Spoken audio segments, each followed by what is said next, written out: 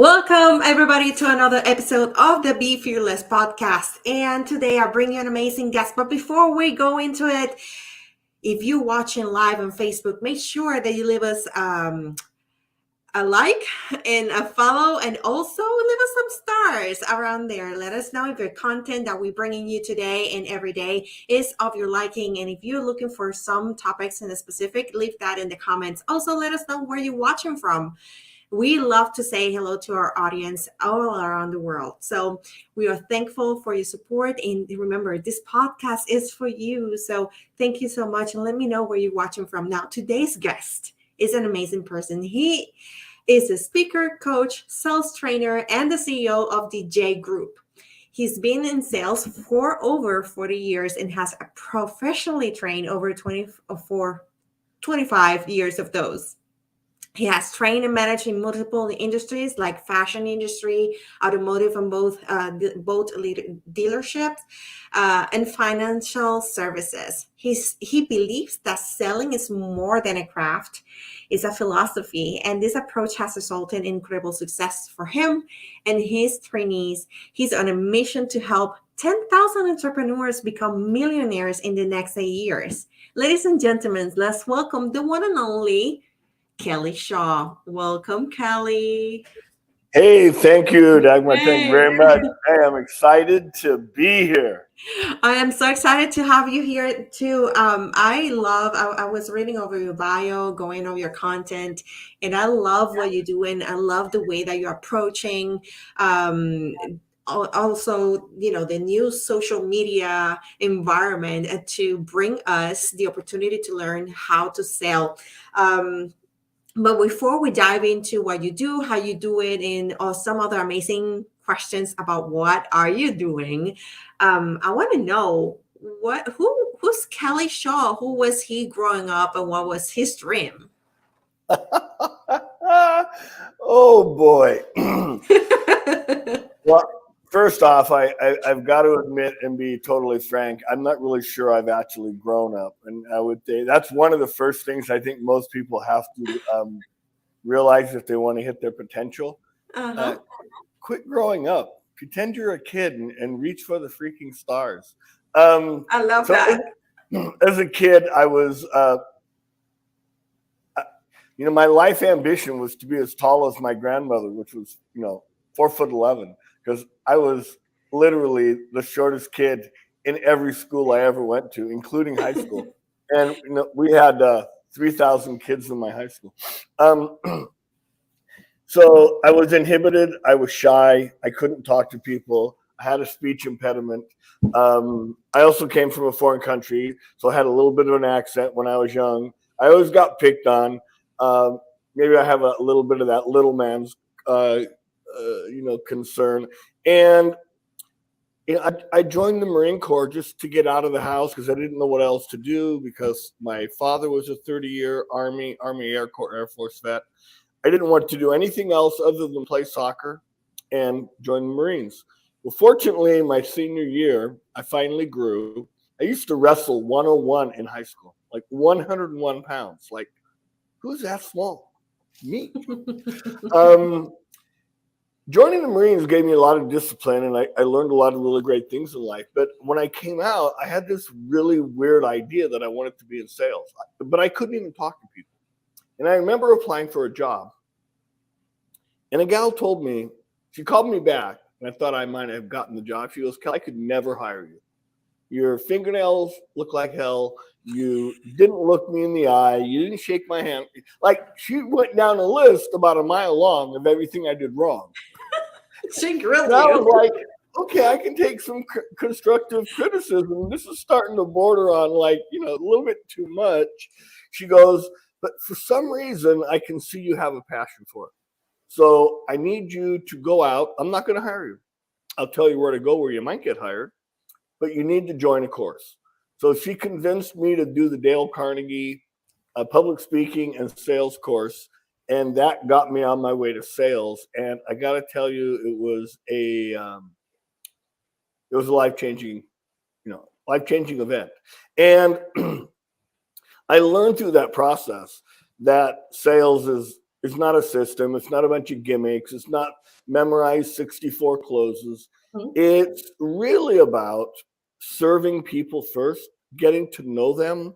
Um, I don't want to say make friends, but be somewhat empathetic. Really Having a figure out, connection. yeah, and get that connection. And if it's the right thing to do, then help make it easy for them to buy from you. If it's not the right thing to do, then hey, tell them it's not the right thing to do. Tell them why it's maybe not the right thing to do. Maybe give them advice on where to go to actually find the right thing, and then go on to the next prospect. And I've lived my life by that for the last 40 years. So, yeah. Oh, wow. But yeah. Yeah. So I was a shy, inhibited kid, really small, couldn't talk to anybody. And I had to learn to do all that. So, one thing I do believe is that nobody is born a salesperson. It is Exactly. a skill that, if developed properly, you don't never have to think about where you're going. You can just concentrate on doing the right thing for the client. I love it. And you mentioned something key in develop yourself in every area of your life, right? And that's searching or seeking coaching, getting Yeah. somebody to mentor you, going through a course and learn the skill, the trade, and then practice it. In that, I think ingraining to you so well that you serve for 25 years now, or over 25 years now. You have been professionally training other people on Mhm. the skill on how to sell. How that started? Yeah. So, once I got out of Dale Carnegie, I started my mission of learning, right? Because when you're green, you grow. When you're ripe, you rot. So Hmm. I know that I've always had this philosophy that I'm always searching, trying to stay current. I'm one of those guys. I don't listen to music from my high school days. Like, I heard that 40 years ago. Like, I want to stay current. I'm into today's artist. I love alternative music. I love EDM. Like, I can have a conversation with any millennial about music and probably blow them away. I probably know as much about their artists as they do, because I live in today's world. I don't Hmm. live in the past, right? And sales changes over years. Um, a lot of things ebb and flow. And I once I started going through, I was able to be instructed by some really great people. And one was Tommy Hopkins. I think one of the better sales trainers of the world. Personally, he was my coach for a while. Um, Dr. Wayne Dyer, you name it. I've been through all the training programs. Brian Tracy. I've even taken but like last year alone, I think I Hmm. went through 6 or 7 different sales training programs, professing the new way of selling. There's no such thing. All the old great sales trainers, number one, were all Christian, and they all talked about serving first, Hmm. right? And Yes. becoming a master of your skill. So, Dagmar, you were an instructor in the military. Yes. So you know the term PDR, right? Yes. Practice, drill, and rehearse. Yes. Um, I remember years ago, I had a mentor who hired me in the financial services world. And I said, hey, listen, I just want to go out with you for a week. I just want to tag along. I won't say a word. I just want to tag along. And one day I'm at home practicing my speech, my closing techniques, my sales presentation. My wife goes, Kelly, when did you start stuttering? I go, I don't stutter. She goes, you just did. I go, no, I didn't. She goes, you just did. I go, no, I didn't. Well, kind of like that commercial now where they throw the red flag and then do a Uh-huh. rewind and the guy screams at the spider. I had been recording myself. So she goes, listen to the recording.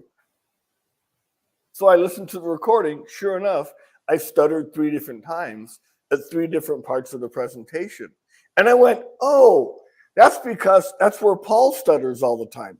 See, my mentor had a stutter. And he Oh my God. always, So you adapted the way that he spoke. And for the next 4 years, whenever I gave my presentation, I kind of stuttered in that area because I internalized his speech. So same thing happened again last year. I spent 2 months in Mexico. We travel quite a bit. We're relatively location independent. That's one of our business goals. Right? We want to see at least 2 new countries a year, which we did last year, Mexico and Panama. This year was, we just got back from Portugal. And as I'm going through all this material, I'm studying Grant Cardone because he's out there. Everybody in the world sees his junk. I get 400 emails. I love him. I love Grant Cardone. I'm in fact, I'm being mentored right now by Pedro Adeo and Grant Cardone. I'm Grant's first licensee.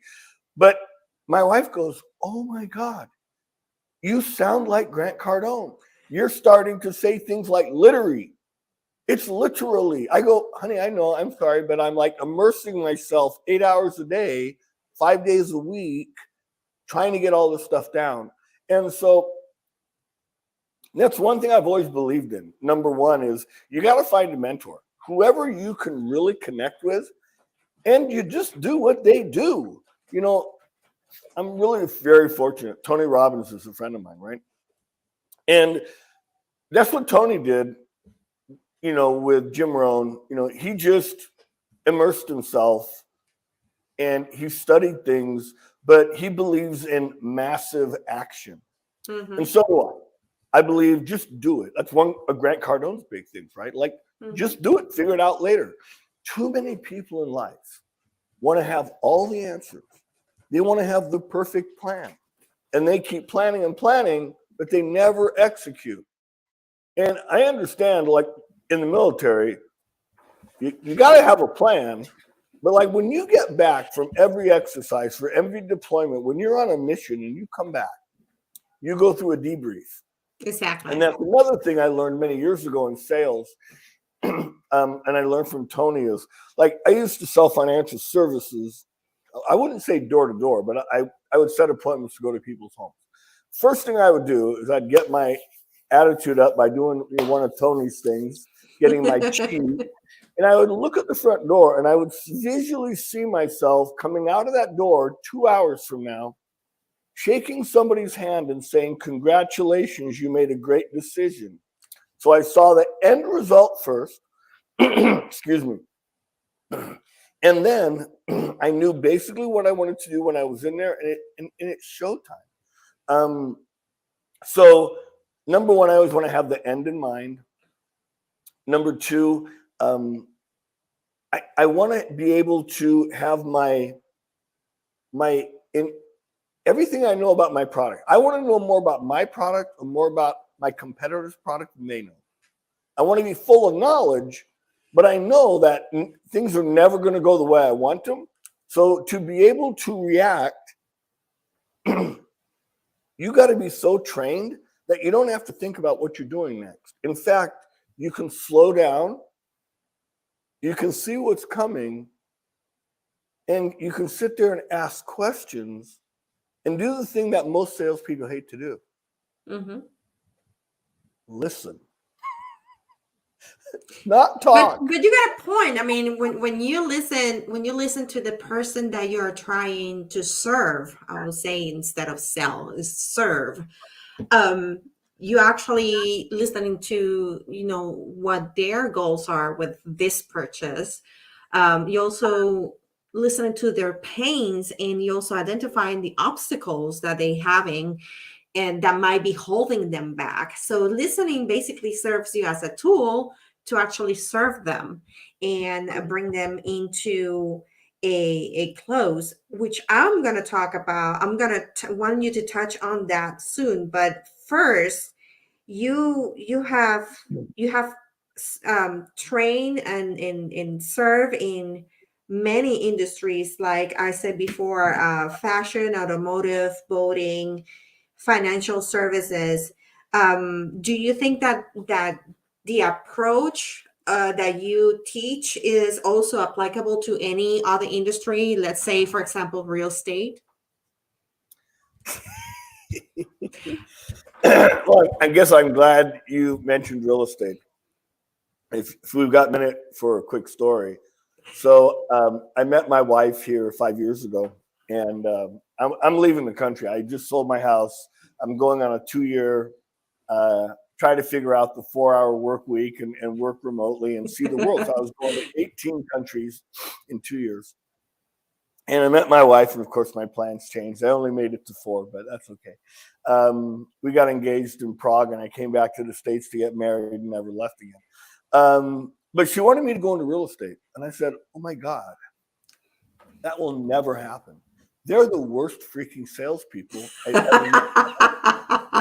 I go, I just sold my house and I had it on the market 2 weeks, had like 22 views and no offers. And it's the most incredible house. What I did was I went back and looked at video cameras. And this is what I saw. Agent walks up to the door, knocks on the door, does a bunch of stuff. They clearly didn't read the agent remarks, right? Then a car pulls up down the road. People walk up. They meet for the very first time. I'm going, that's interesting. And then they come in the house. And the first thing the agent says, almost every single solitary time, hi, this is the kitchen. Now, I got to tell you, if there's a refrigerator, there's a stove, there's a sink, there's a dishwasher, I think people know it's a kitchen. The next thing they would say is, go ahead and look around, go upstairs, I won't bother you, which is telling me I'm not going to try to sell you. Just go explore. Now, this person doesn't know a thing about my house. Not a thing. I called my agent and I go, nobody's showing my house anymore, period. Nobody. They book an appointment, they book it with me, I'm going to show the house. I'm going to show you how to give a demonstration. So the next showing, agent called me and I said, yeah, I'll meet you there, but I do all the talking. He goes, okay, cool. They come in, I introduce them. I said, yeah, come in, don't worry about the tile. I point to the tile and they go, oh, that's beautiful. I go, thank you. I had that custom made. I go, come on in. And we walked in the kitchen. I went, oh, wait a minute. Do you guys hear that noise? And they go, what noise? I go, you guys don't hear that noise? They go, no. I go, really? I go, I've got the dishwasher on and I've got the garbage disposal running and you can't hear it. You know why? I bought the best, most expensive dishwasher and garbage disposal in the world. You can run them and do dishes while you're watching TV. They were like, oh, wow. They came over, they double checked. And then I talked about the beautiful view, the fireworks on the 4th of July, how you get this breeze every day at 4 o'clock that cools the house down. You don't need to use your air conditioning. I talked about what we did on the 3rd floor. I turned it into a TV Marvel room. And I went through what I did to design the closets and how they're interchangeable. And they were done by the Container Store. By the time I got done, that person bought my house and paid over list. Sales. And I didn't use one closing technique. What I did was paint a picture of them living in the house, enjoying the benefits. I love that. And all the love and everything I put into it. Now, that being said, I love niches where something I can get behind. So number one, I have never, ever sold anything I didn't own, ever. If I'm not going to buy it, I'm not selling it. I tried it once, didn't work. So my wife was in real estate, and I said, tell you what I will do. I'll get my license for 1 4-year term. Let me run your business. It was just her. She's an agent, like most agents. Mm-hmm. Solopreneurs. I go, I'll turn you into one of the top 3-4% of agents in the world.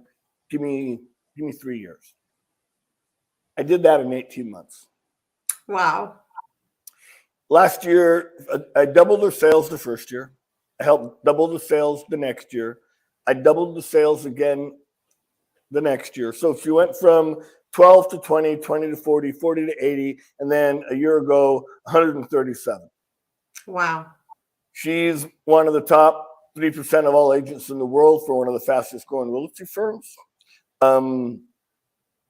very high mid six-figure income, and is now got her own podcast. He's been asked to train in the world, and we're able to travel remotely by having a couple of VAs and still do, like, I don't know, last year the real estate world kind of dropped off. It sounds like I need to invite your wife to the podcast. Absolutely. She's got a great podcast called Women of Influence, and you guys would be great for each other. I'll have my staff reach out. Definitely. Yeah, definitely. she does one every Wednesday. But, I told her, I go, I'm one and done.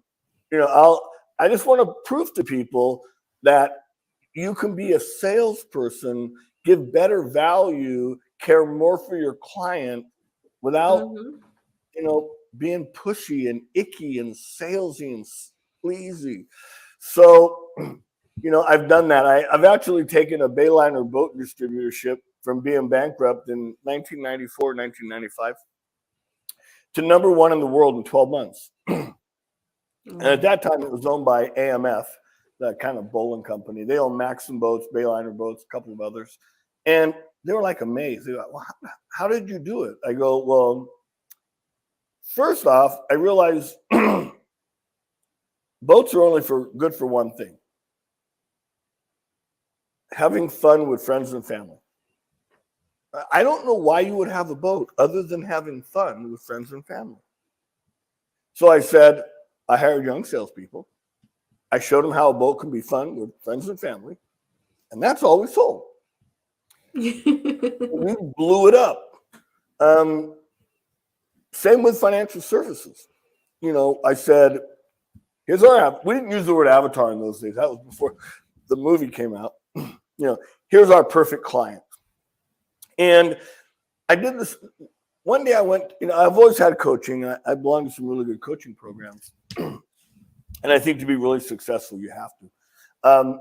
I used to go to this thing called a couples conference. And one of the things I learned from that coaching program was defining your ideal client, right?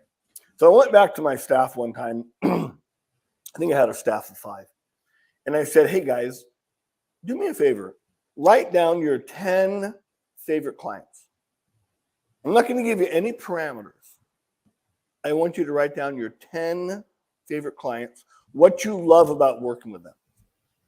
And tomorrow, we're going to sit down and have a group meeting, and we're going to go through all those.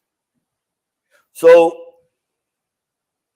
the 5 or 6 of us had 7 clients that we all loved, right? Mm-hmm. Yeah. So we all had 3 different. Mine had a little bit more to do with money, but theirs did not. None of them did. And I said, what do we love about them? And we figured out exactly what we loved about each client. They let us do our job. They didn't micromanage. They were relatively fun to be with. They loved the family. They were maybe involved in church. They were, at least, so we had this list of about a dozen things. And I said, okay, that's our perfect client. From this point forward, whenever we do a seminar, whenever I'm on stage, whenever we do an ad, no matter what we're doing, we are only going to speak to those clients.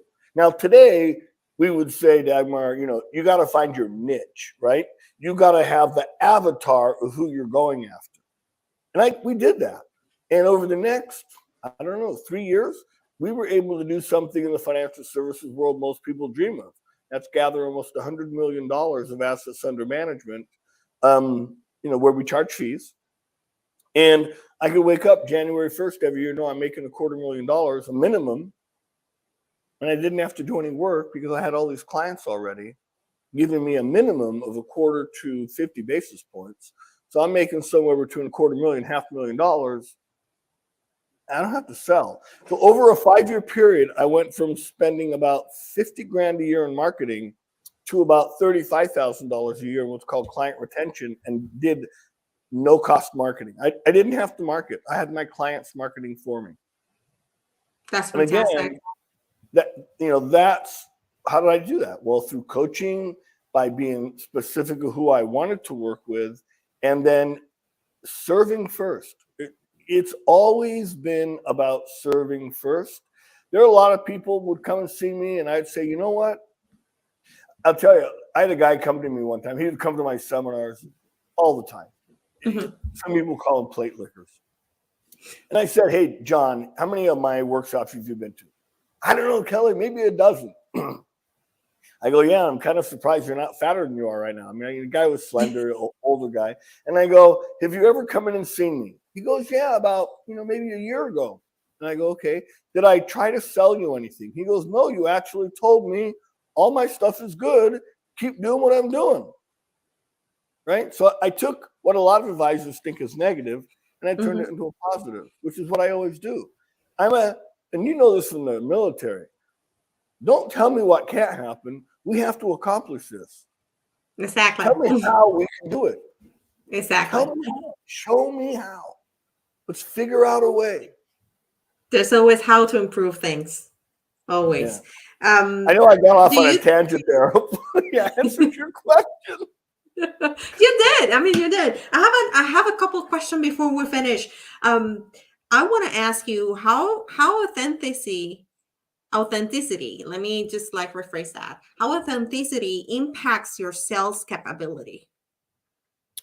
Um, well, I Because don't think I could. a lot of people kind of like you were saying before, find themselves like adopting the same style that they're being taught from their mentors, or they just like get stuck on the same pattern of how to sell, or instead of serving, and lacks some at some point they lack some sort of authenticity and this I think that it does play a part when it comes to serving and selling a product. So how authenticity impacts your sales capability?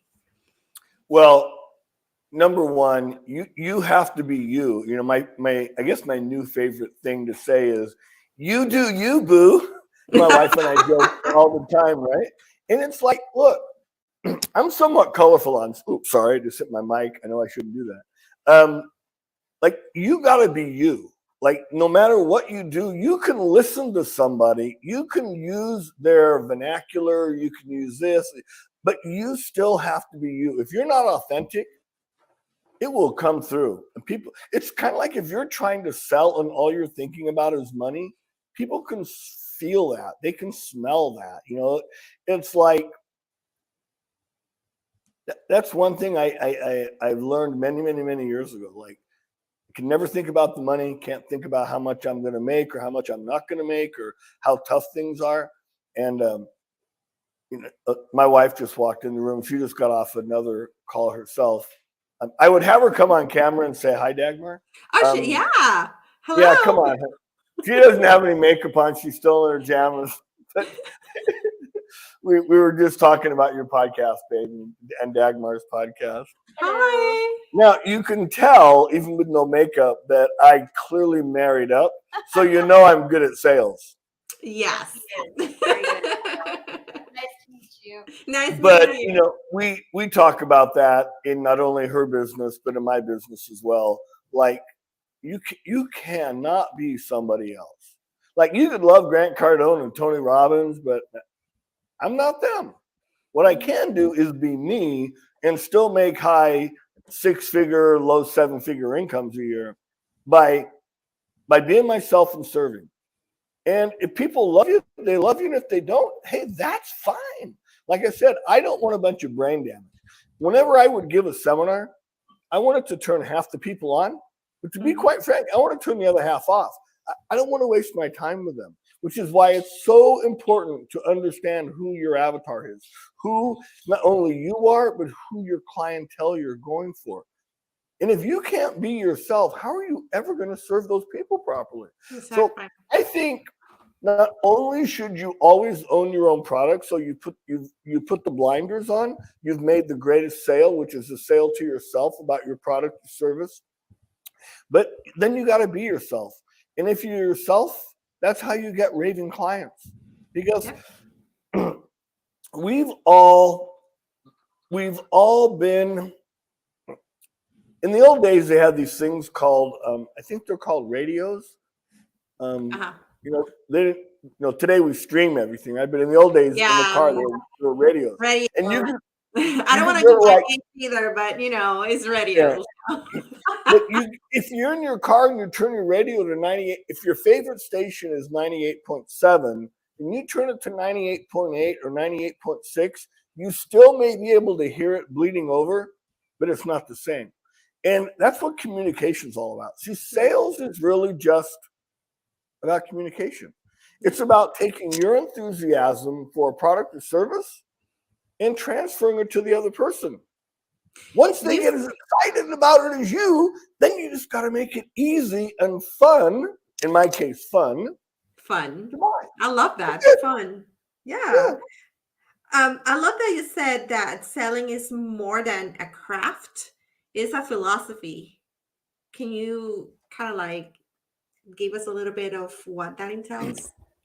Yeah. Well, again, it gets back to serving, and serving is about finding out what their true wants, needs, and desires are. Like, for instance, I was at a dealership one time, and I'm just paying attention, watching the car salespeople, and the guy pulls up, and the salesman asked this guy, like, what's really important to you in the next car? And he said, safety.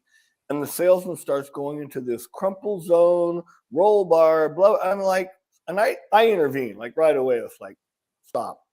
I didn't say stop. I go, hey, I'm sorry. My name's Kelly. I'm a consultant here at the dealership, and I'm working with Nissan.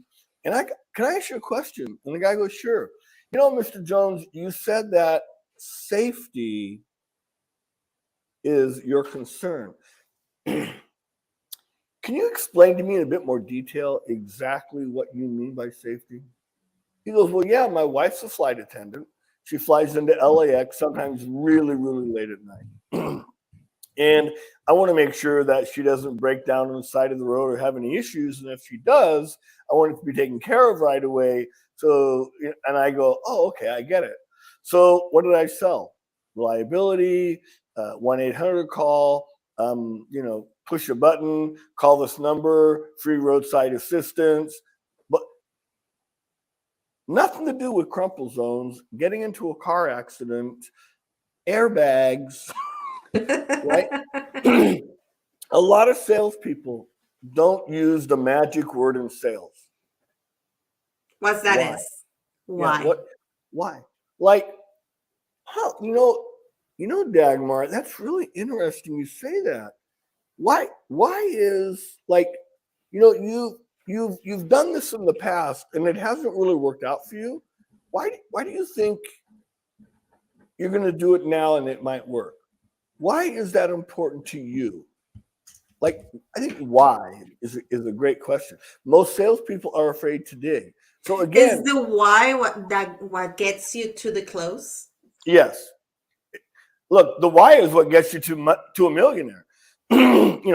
I want to help 10,000 entrepreneurs become millionaires in the next 8 to 10 years. But I'm gonna get on that list. I'm gonna get on that list. Yeah, good. You can't get there unless you have a big why, and it can't be just to make money. Mm-hmm. Like, what do you make money for? Like, what's the goal? You want to drive a Lamborghini? That's not my goal. Now, my wife says she's going to get me an Aston Martin someday. Now, that I'm going to love. But, I want freedom. I want freedom to go wherever I want to go, whenever I want to go, with whoever I want to go with, for as long as I want. Like, I know that like right now we're in Mexico, we're on the ocean, and a lot of people, like, we've been I gone envy you right now because I'm from Puerto Rico and I love the ocean view, and I know. I'm missing it. Yeah, we were in Panama last year. We were in Portugal. We spend at least 3 to 4 months a year out of the country. And I saw a good quote by Matthew McConaughey that he said his son said, like, Matthew asked him, like, when you go to camp, what do you hope to get? He goes, you know what? I just want to meet new people and have fun and have new experiences. And it's like, I love that. To me, that's what life's all about. Like, I love meeting people. I love hearing their stories. Like, we met some really cool people in Portugal. Like, a couple bartenders and a couple of waitresses, and we just sat there and asked them a bunch of questions. They kind of became friends. They follow my wife on social media because she knows how to explain her social media. I can't do it without my staff. but um, but I think if you have that sincere desire to know and understand and meet people, that really comes across in sales because that's me. Like I just love meeting people and hearing their stories. To me, it just adds so much to my life. That's why I have this podcast so people can listen to the stories and get inspired. And Yeah. in that way, if I change one life, I have met my purpose. At least one change one life. At Yeah, least I'm one. glad you said that because if when you talk to like okay, I know Grant Cardone personally, I know Tony Robbins personally. I've met some other very well-known people. Been very fortunate in my life, and they talk about changing the world. Right now, they don't talk about it. Well, Grant wants to change the world by making sure 8 billion people know him. I think he's getting there. Tony wants to do it by changing and feeding kids and changing lives but they have this huge purpose, right? Mm-hmm. Me, I want to do it one person at a time, but I got to help 10,000 people become millionaires. Now, why is that important to me? Because if I do it the right way, those 10,000 people just think about Christianity. Yep. Jesus had 12 sidekicks. He was a mentor to 12 people. Yep. Those 12 people went out and mentored other people. Exactly. And today we have Christianity, the way it's kind of fractured and it's all over the place and there's so many forms. But that all started from one guy mentoring 12 people. Exactly. And if we can just help change one person at a time and help them help somebody change one person at a time, we actually can make a huge difference in the world. That's right. I totally And in agree. sales, you can't do that unless you actually get them to purchase your product or service. But you can still be a wonderful person. You can still help them out. Like we help a lot of people out. They have no ability to purchase a home, but we still say, hey, listen, we're going to give you some free resources to fix your credit. We're going to do this. We're going to do that. And then, let's stay in touch and maybe we can help you someday. And we got 2 referrals last year from people we couldn't help. But they sent us friends because we cared and we helped them. We spent a lot of time with some of them, helping them get their life in order, even though we didn't make any sales in the back end. I mean, but that's amazing. And I think that sometimes it's not about the money, it's about the service. And when we speak that love language of service, and if everything else doesn't matter, is just seeing the end result, seeing that life change, somebody improving, somebody growing, somebody developing, achieving and reaching out to their dreams. And I think that that's what's really fulfilling at the end of the day.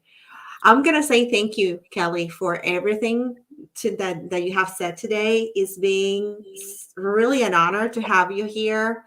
I want to let know people where they can follow you on Instagram. You can follow Kelly at Kelly Shaw _ Kelly Kingdom Sales.